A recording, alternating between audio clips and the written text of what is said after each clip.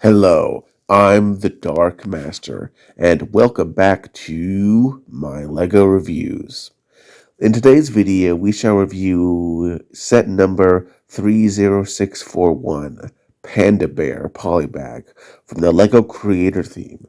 It contains 84 pieces and has 3 distinct builds, one of which is on the instructions, while the other 2 can only be built with online instructions you can get from the LEGO website. However, let us start with the pieces, as there are no minifigures to discuss in this rather small set.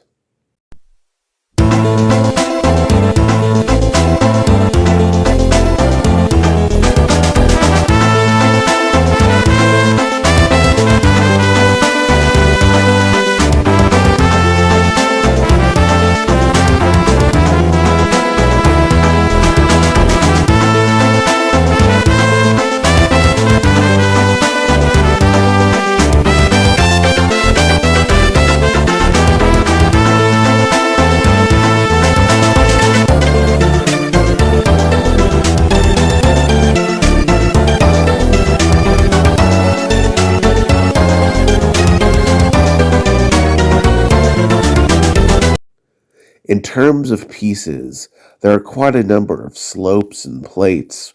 True to Panda's nature, they are mostly black and white, and perhaps somewhat utilitarian, if not very memorable. Perhaps of far more note is the Keat orange plate, as well as some of the pinkish cheese plates. But to me, the most interesting pieces have to be the various lime green plant pieces that are going to be very useful for mocking and are sadly not used in the 2 alternative builds. Overall, the pieces are very neat, but honestly nothing really all that outstanding, though no doubt mockists will really enjoy some of them.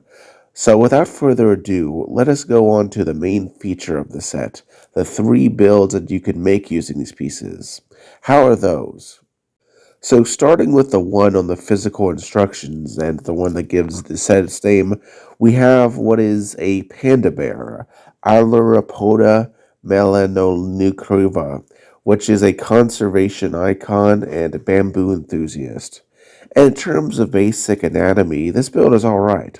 Maybe a bit skinny slash teddy bear-esque in some regions like the neck, but I think that these are fine sacrifices, though, for articulation, which this model has a suitable amount of.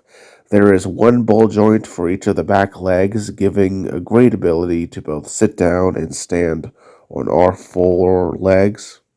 The front pair of legs have 2 points of articulation, a ball joint at the shoulder that gives a good amount of articulation there, and the hands can also articulate left to right thanks to the specific parts usage.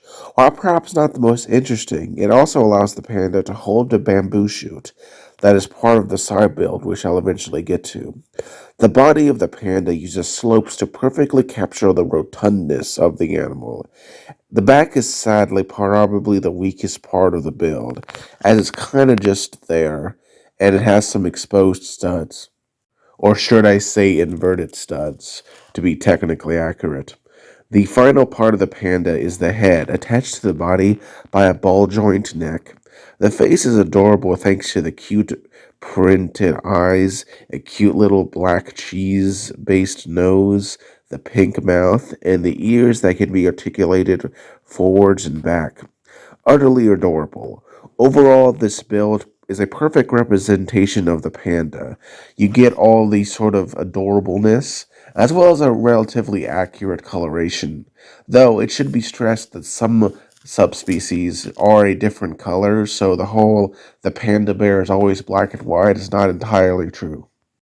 The side build is a pretty simple stand of bamboo set upon a pretty solid base plate. It's not used for the other 2 builds, which is kind of a shame, as I feel like you could have easily rearranged things to resemble seaweed or really anything. Speaking of those, let us go on to the next 2, starting with the middle one, that being a mighty orca, Orcinus orca, which is sadly, honestly, in my estimation, the worst of the 3, as it's generally pretty solid structurally speaking, and it has some neat little details, but it's honestly just a brick with an adorable aesthetic of the orca. It's just not enough to hide this pretty simplistic build. To be fair, it does have some articulation thanks to the ball joints in the tail and fins, which can be articulated up and down and all around. Honestly, though, I just don't have a lot to say about it. It's pretty much a brick covered in the skin of an orca, and the bottom of it looks pretty bad as it has the inverted studs that are exposed.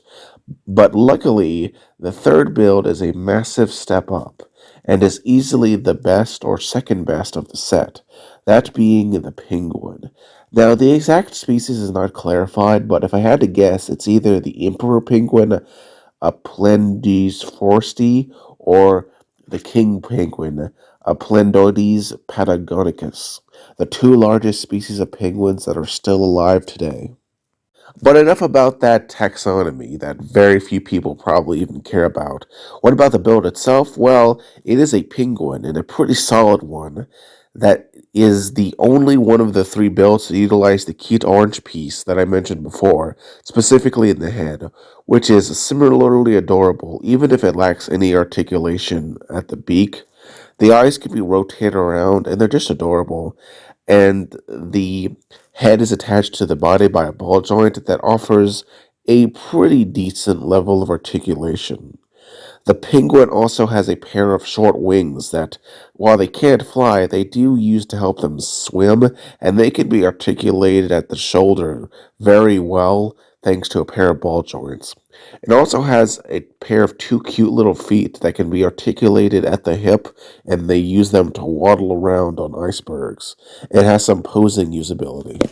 The main body is similar to the Panda one, being rather stout, which is realistic, but because it's made of more black pieces, the exposed anti-studs are not as obvious, and honestly, it looks a bit better for it, though the back is still the weakest part of the build. Overall, though, this penguin is a really fun build, and much like the Panda, perfectly captures the feeling of a penguin. Like, this genuinely looks like a penguin, even if it, of course, has a little bit of that blockiness that Lego usually has. Now that we've covered all three of the builds of this set, let me give my final thoughts on the set as a whole. Overall, this is a small polybag, and as such, might not necessarily have a lot to be talked about, some would say. However, I think it's a good 3-in-1 build, and two of the three builds are amazing, specifically the Panda and the Penguin. The third one is still solid, in my opinion, but the Orca is just forgettable. And always, when it comes to these 3-in-1 sets, there's usually one that's just a little bit weaker, and so I don't really consider that much of a holdback, and honestly, I think people would still love that build, even if I personally do not. And speaking of others, the price of this set is pretty small. So honestly, I think it's worth it, especially as a form of stocking stuffer. A little thing that you can give a kid and they'll enjoy it, even if it might not have the meat for long-term play. But I highly suggest buying this as it's so cheap as to be worth buying, even with some of its albeit very minor flaws. Anyway, I'm the Dark Master, and if you want, I'd highly suggest you buying this. And if you like this video, consider liking it. But if you loved it, consider subscribing. And as always, have a wonderful day.